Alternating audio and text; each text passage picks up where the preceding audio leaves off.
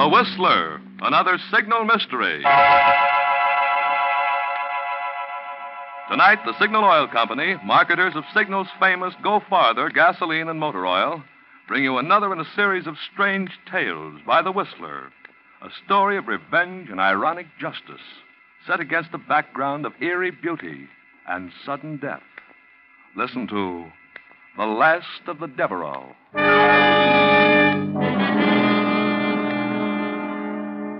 But first, an interesting fact. Last week, 100 motorists were asked how long since your front wheel bearings were repacked.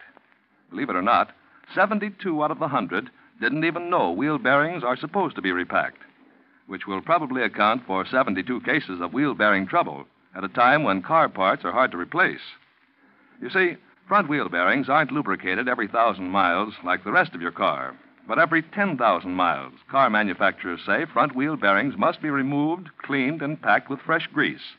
It's a precision job because the bearings must be adjusted so as not to bind, yet not be too loose. That's why it's a good idea to have your neighborhood signal dealer do this important job for you. He not only has the needed tools and special wheel bearing grease, but because he's in business for himself, you can count on him to do a conscientious job that will keep your wheel bearings happy for another 10,000 miles.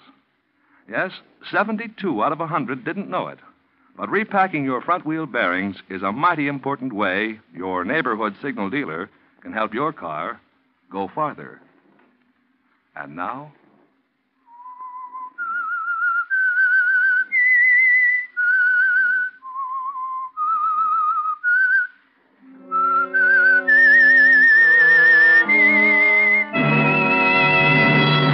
I am the Whistler, and I know many things, for I walk by night. I know many strange tales, many secrets hidden in the hearts of men and women who have stepped into the shadows. Yes, I know the nameless terrors of which they dare not speak.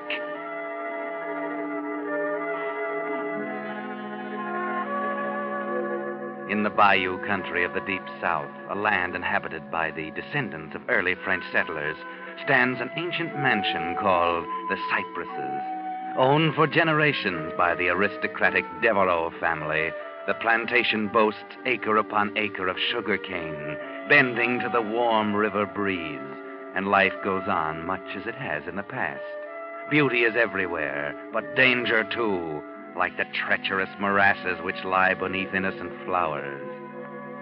Paul Vertel, who is definitely not aristocratic, has long wanted the cypresses for his own, hopelessly it seems. But times change. Paul is now rich, and today, as the heavy door of the Deveraux mansion opens, he believes his ambition is about to be realized. Yes, sir? I'm Paul Vertel. I'd like to see Monsieur Deveraux. Yes, sir, if you'll kindly step inside, sir. Yes. Master Deveraux's been right poorly lately. The doctor says he can't have no shock of no kind. I hope y'all ain't going to worry him none. That hardly concerns you. Yes, sir. Master Deveraux, this here's... Paul Vertel. You must have been expecting me. Yes, monsieur. That will be all, Matthew. You sure you don't want me? It's quite all right. Yes, sir. Please be seated, monsieur. May I pour you a brandy? My visit isn't social. I've come about... The foreclosure. Yes. This is your last day to redeem the property. It is now 3 minutes until 4. That you can pay me $15,000 by 4 o'clock, I shall have to take possession of this estate. What do you want with my land, Monsieur Vertel? You're no sugar planter. You're a trader. Yet you've taken great pains to buy up every note I've given in the last 5 years. Notes that I've had no trouble renewing. Cypresses took my fancy. I have the habit of getting what I want. Wasting time. I assume you're unable to pay the money, therefore... Your assumption is not correct, sir. It's not correct. Only a few minutes ago, I completed arrangements for a loan. The money has already been placed to my account. 2 minutes still remain before the deadline. I'll write you a check. I don't think you will. What do you mean? In a minute and a half, if you haven't paid me the money due, the Cypresses will be my property. I've counted on having it, do you hear? I won't be cheated out of it now. I'm an old man and a sick one. But I am going to that desk. Get out of my way, or I shall ring for help. You won't be able to. This is Deveraux land. You won't get your filthy hands on me. I warned you. It's you who should be warned. Take the cypresses, but its ghosts will haunt you. Its wine will sour in your glass. The river will rise up and cover the land, and you, Paul Vartel, will sicken and wither and die.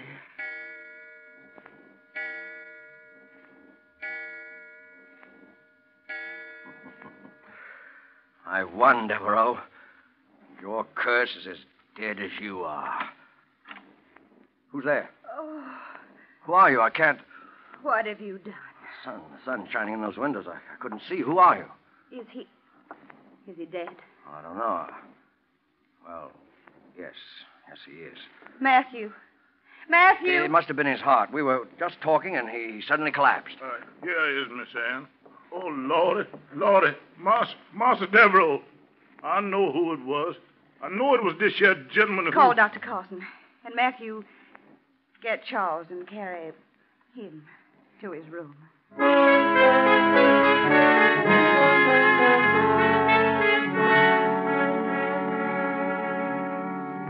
Poor old Monsieur Deveraux. But how very fortunate for Paul Vertel, now the new master of the cypresses. Paul is quite pleased with the way things are going. By nightfall, a Dr. Carson has already signed the death certificate. An inquest would have been such an annoyance. Then, too, there is this Miss Anne, young and fascinating. Miss Anne, who at the dinner table identifies herself as Anne Martin, the Deveraux' housekeeper with a strong love for the cypresses, its gloomy old house, and its swamps. Now, what do you intend to do with the cypresses, Monsieur Vertel? Sell it at a handsome profit? Oh, no. I intend to live here, mademoiselle. When a man has spent 20 years fighting a highly unsympathetic world, he sometimes longs for a gentler mode of living. I mean to find it here. I believe there's an old family saying that only a Deveraux can be happy at the cypresses. I found that old family sayings have even less vitality than the old families which say them. I didn't know if you planned to stay, Monsieur Vertel, but I had a room prepared for you. I'm afraid there's no choice. I was, unfortunately, all too aware that Deveraux couldn't meet his obligations, so I made arrangements accordingly. An agricultural expert will be here first thing in the morning. I begin to understand your success in the world. Oh, but here's Matthew with some port wine. You'll find it very excellent. Ah. To the new master of the cypresses. And new life for a dying house.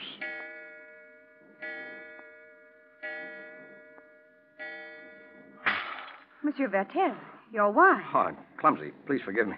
You didn't drink the toast. The clock, it struck 4 times. Is there anything odd about... Oh, I see what you mean. It must be nearly 11. That's strange. I've never known that clock to be wrong before. Master Deveraux died at 4 o'clock. It's his spirit of wandering. Matthew, you better go back to the kitchen. Yes. These old servants. Oh, but you seem tired, monsieur. Would you like to go to your room? Huh? Oh, well, yes, I believe I would. It's been a trying day for us all. I'll show you up. Oh. It's at the head of the stairs. Thanks. That's a spooky place. I suppose a stranger would find it so. Oh, mademoiselle. Yes? Don't suppose you've made any plans for yourself, that is. Why, no, I haven't. Everything happened so quickly, I'll have to find another job, of course. I hoped you'd consider staying on here for a while at least. All right, monsieur, if you wish it. Oh. Someone will have to make arrangements for the funeral. There are no relatives. You're more than repaying any debt you owe Monsieur Deveraux. I want to do what I can. Oh, here's your... Good Lord. Deveraux. Oh, I must have made a mistake. He looks quiet and peaceful in the candlelight. Lying there so still. Yes, his troubles are all over, if that's what you mean. Miss Ann, you take that gentleman out of here. Take him out before harm comes to him. Who's that? Oh, it's just Charles, Monsieur Deveraux' man. He's sitting up with his master's body. Please take that gentleman out of here, Miss Ann. It's all right, Charles. Shall we go, monsieur? By all means.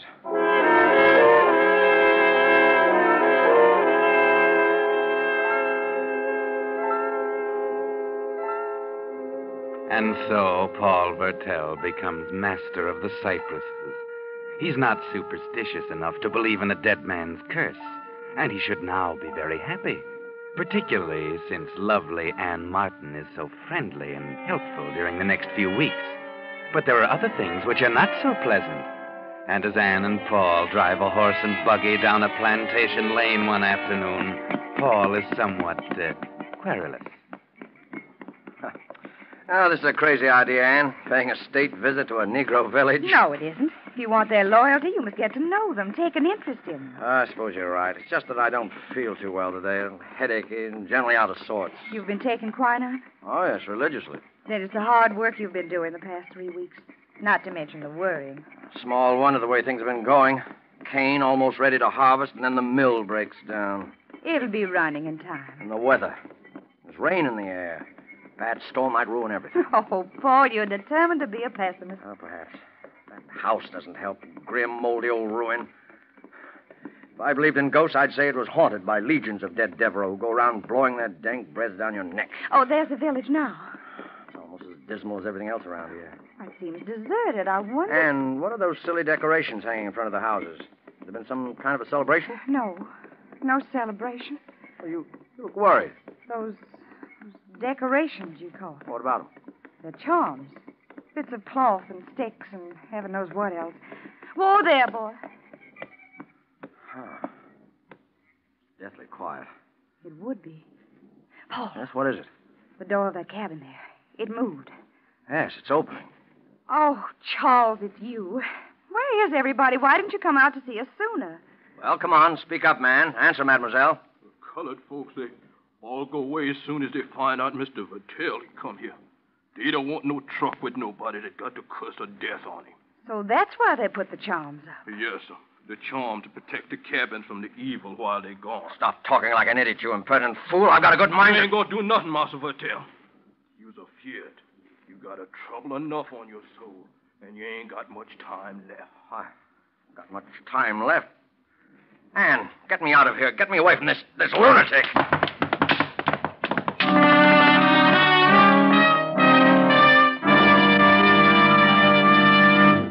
You are listening to The Whistler, another Signal mystery, brought to you by your friend, the Signal Oil Company, marketers of Signal's famous Go Farther gasoline and motor oil.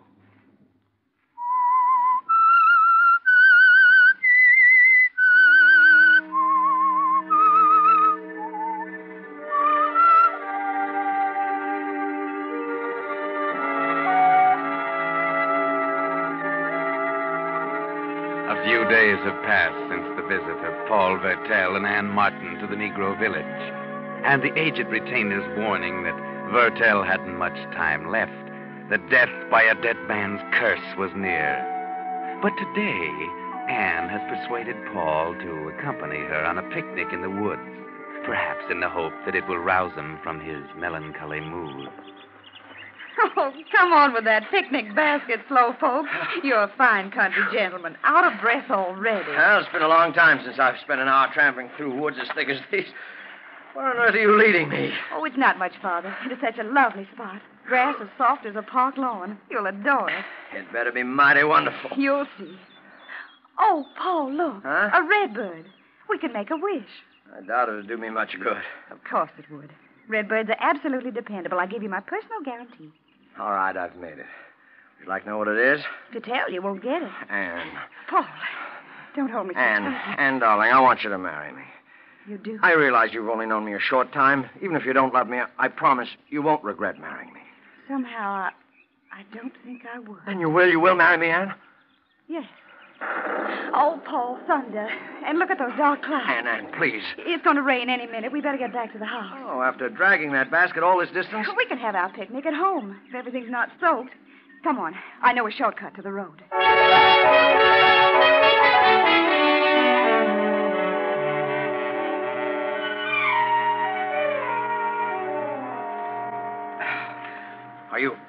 Are you sure you're going in the right direction? Looks as though we're heading into a swamp. You see that little hill over to the left? Yeah? The road's just beyond. Hurry, I felt a drop of rain. I can't keep this up much longer. I'm winded. Anne. Paul, here. Take my hand. Oh. Oh, the slime. It gives me the creeps. You're all right now. Lucky you didn't sink very deep. Stay on the path, though. These bogs are like quicksand. Oh, this is a horrible place. We'll soon be on solid ground.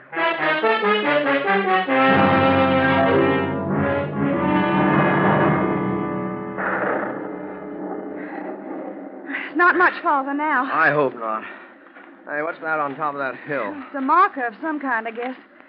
Only I don't remember anything of that sort around here. Well, there's a mound of earth there beside it. In a few steps, we'll be able to make it out. It seems to be a grave. Only... It's open.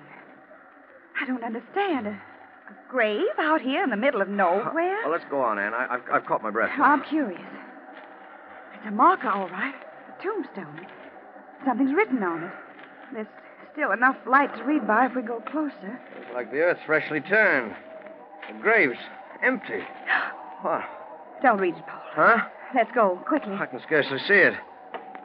Here will lie the mortal remains... Oh, no. The mortal remains of Paul Vertel. Now doomed. Soon dead.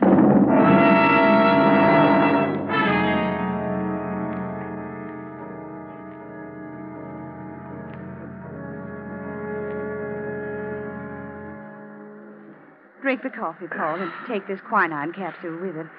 You've got an attack of malaria. Yes, of course. I just can't hold myself. Those chills. Can't you get that doctor here to see me, Ann? I've been trying to reach him on the phone. This is mighty poor weather for even a doctor to go sashing around in. If you keep up like this, that old river gonna back right up in the bayou. I know as soon as them chickens started flapping That'll their do, wings... Matthew. Yes, Miss Ann. Oh. I keep seeing that grave. Try not to think. I'll try. Here, Ann, give me your hand, will you? There. Oh, I don't know what's going to happen to me anymore. To me or anything. Poor darling. All these ghastly warnings. I'm as sane as any man. I realize they're only trying to frighten me, but still I don't know. I understand. Anyone at all would be unnerved. Yes. You always understand. You've always been my friend here. My only friend. I'm glad if that gives you comfort. You said you'd marry me, Ann. There's more of a risk now, financially at least. If the rain keeps up, the cane will be ruined. You think that would make a difference? No. That's why I don't hesitate to ask you. Ann, marry me right away, will you, tomorrow? We can drive into town, find a justice of the peace. Not San Michelle. Oh, wherever you wish. We can't have a proper honeymoon now. I'm needed on the plantation, but we can have a wedding reception and invite the neighbors for miles around. They can't refuse. Well, we can be gay for the first time in weeks. What do you say, Ann? But you're ill. The malaria. No, it's nothing. I'll be all right. Oh, would it be proper? I mean, this house and all. Oh. It'll be just a month tomorrow since Monsieur Deveraux died. Of course it'll be proper. Besides, I'm supposed to be doomed. Well, marrying you will be my answer. It'll be my defiance. You're sure? I'm very sure. And with you beside me, I'll fear nothing. Because you're strong and brave. And you'll be my protection. Yes, Paul. I'll be your protection.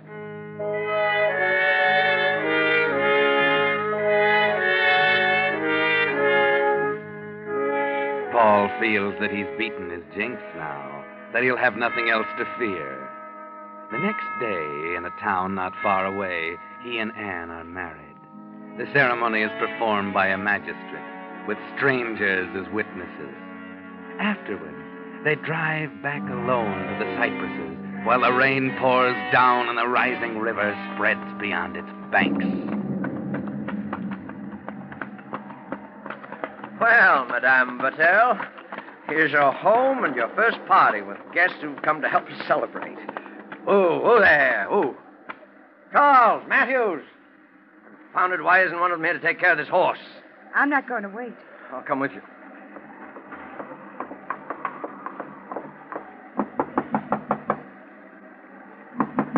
Oh, now what?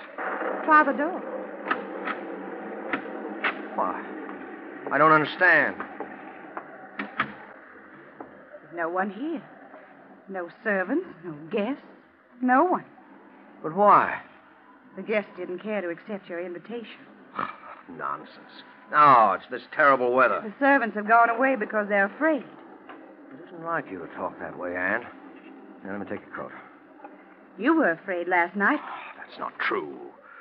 Well, since we have the place to ourselves, we may as well go in the parlor. See? Everything's been arranged for the reception. A wedding cake, flowers, even champagne. I see. You're suddenly very glum, my dear, and you were so gay a little while ago. Oh, it's this house that depresses me. It's like a tomb. Means someone's going to die when a dog howls like that. But you're not afraid, are you, Paul? I'm here, you know. Your protection. Why do you keep implying that I'm afraid? Because you're trembling. It's the malaria, do you hear? There's nothing else. Wait a minute. There's a note on the desk with the inkstand. There's no one who'll be writing us notes. Oh. No. Let me see. Oh. Here. I, Paul Vertel, being about to die, wish to find peace of soul. I therefore confess that I came into possession of the estate known as the Cypresses by fraud. True. And by the murder done with my own hand of Robert Deveraux. Stop it. His handwriting, it's not yours. You mean you find it familiar? It's Monsieur Deveraux. Monsieur Deveraux, it can't be. The dead don't write. It's a forgery. It's a forgery. Unless... Yes. Unless Deveraux's alive. Yes, that's it. That's it. He must be alive. It's all been some ghastly joke. That's what it is. You'll find no comfort in that thought. Robert Deveraux is dead. I saw him buried. Well, then... The confession isn't signed. No, it's not going to be. No, this is a trumped-up fantasy to frighten me. But it's failed. It's failed miserably. Yes, Paul. Of course. Come on.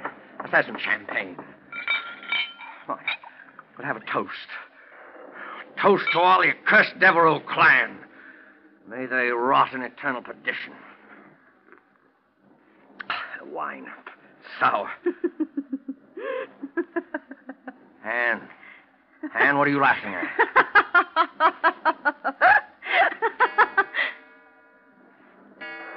Oh, no. That clock. Yes, Paul. The clock. You remember when you first heard it? Talk like that. Don't talk like that. Why not, Paul? Surely you're not frightened. The lights. What's happened? They've gone out, Paul. The lights. And you're alone in the dark. Alone with that cursed Deveraux clan. One alive, the other's dead. Anne, what are you trying to do to me? You remember Robert Deveraux's last words. Take the cypresses. But its ghost will haunt you. Its wine will sour in your glass. The river will rise up and cover the land, and you, Paul Vertel, will sicken and wither and die. You? Yes. I'm Anne Deveraux, daughter of the man you murdered. But you married me. Because I knew you were going to die. And that when you did, the cypresses would come back to me, your wife. You managed all this trickery. Can you be sure it's just trickery? You lie, cheat. You're worse than I am. You've been haunted by ghosts, Paul. Let me get my hands on your throat. The cypress's wine has soured in your glass. Where are you? The river is rising. Its water is covering the land. I trusted you. You've sickened and withered, and you will die. You see, even the storm wants to see the finish, Paul. I shall not die. And you won't escape me by running out into the storm. You'll have to be fast to catch me, Paul, and the malaria's taken your strength. I've still got strength enough to strangle you.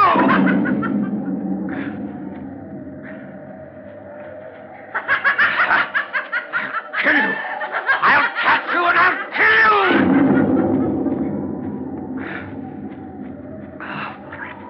Paul. Over here, Paul. Just a few feet away. You can see my white dress.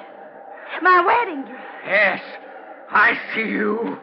Do you still want to kill me, Paul? Yes, I want to kill... Oh! What's the matter, Paul? I'm waiting. I'm almost within reach of your hand. It's quicksand. Anne, I'm sinking. Paul, dear, you should have been more careful. You should know your own land better. Where there is land. Anne, help me. Help me, Anne, before it's too late. You have nothing to fear. You're not going to die. You said that yourself. Oh, help me. Help me. You didn't help my father. Anne, have mercy. You had no mercy. Anne, please.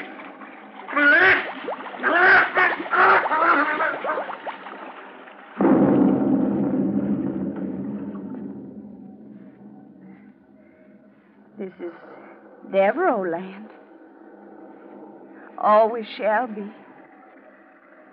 The river will cover it. But when the waters recede, the cane will grow again. Tall and green.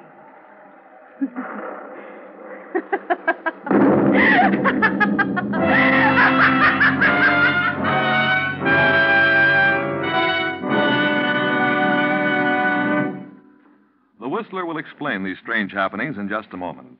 Meantime, here's an interesting incident called to our attention by Miss Norma Oberjorgi of Long Beach, California, who writes, "While returning from a trip recently, my motor heated up so I was afraid something serious was wrong. When I mentioned this to my signal dealer, he said, 'Wait a minute.' And pretty soon he was fussing around under the hood with a brush. It seems I'd driven through a swarm of insects, and they clogged the radiator grill. When he finished brushing out the insects, my car was running as cool as ever. It's really great to trade with a signal dealer like that." Yes, friends, it is great to trade with dealers who give not just the service you ask for, but also the service they know your car needs to make it last. That's why so many folks are switching to signal stations. They know that when a man's operating his own business, he naturally tries to please you better, so you'll come back again. And these days, when our present cars have to outlast the duration, such conscientious signal service can spell the difference between the 1 in every 12 cars that will go off the road this year and those that will go farther. Now, back to the Whistler.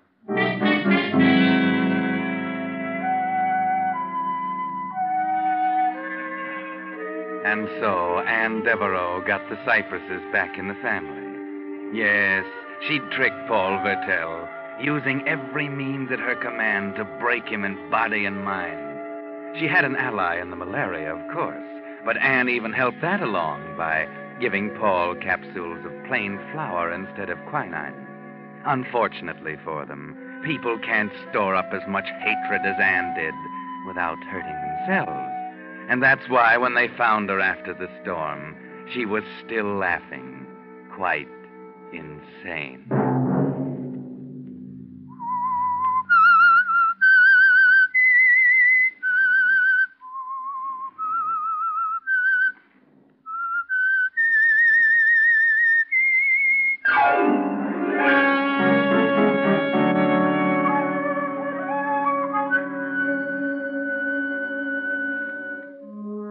The Whistler is broadcast for your entertainment by the Signal Oil Company, marketers of Signal's famous Go Farther gasoline and motor oil, and your neighborhood signal dealer, at your service to keep your car running for the duration.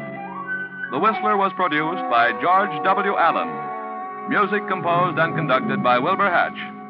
This program is being transmitted to our troops overseas by the Armed Forces Radio Service.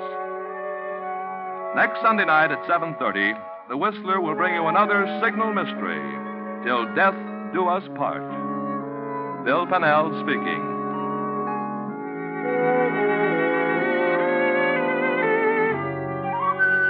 This is CBS, the Columbia Broadcasting System.